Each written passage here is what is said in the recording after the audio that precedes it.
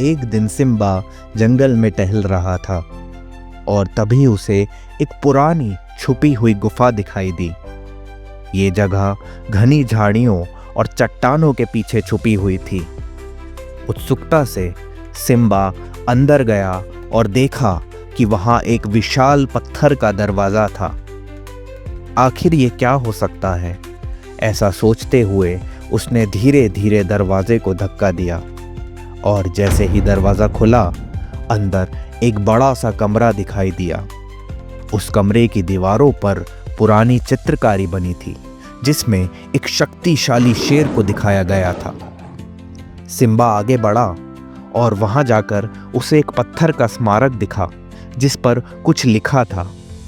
उसने ध्यान से पढ़ा।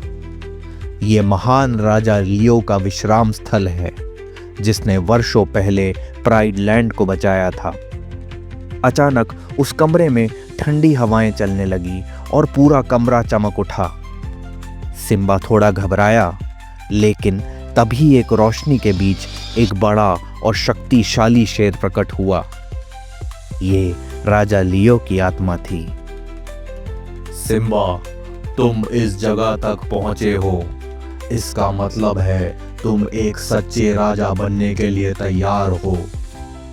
सिम्बा थोड़ा हैरान हुआ और उसने उस आत्मा से पूछा, लेकिन एक सच्चा राजा कौन होता है? राजा लियो मुस्कुराए और बोले, एक सच्चा राजा सिर्फ ताकत से नहीं, समझ से राज्य चलाता है। यदि तुम्हें एक महान राजा बनना है तो हर प्राणी का महत्व समझना होगा। एक छोटी सी चींटी भी उतना ही जरूरी महत्व रखती है जितना एक बड़ा हाथी। सिम्बा हैरानी से बोला कि एक छोटी चींटी आखिर एक बड़ी हाथी जितनी ताकत कैसे रख सकती है?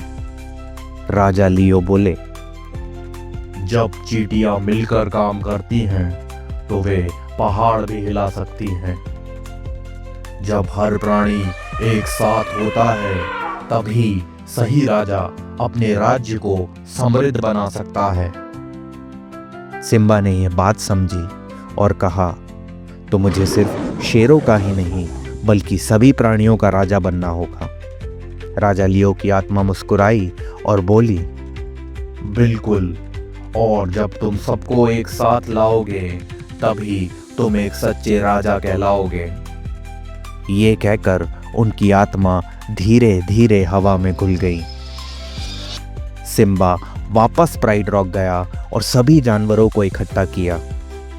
उसने सबको राजा लियो की कहानी सुनाई और सभी प्राणियों को एकता का महत्व समझाया। सब जानवर बहुत खुश हुए और उन्होंने मिलकर गुफा साफ करी।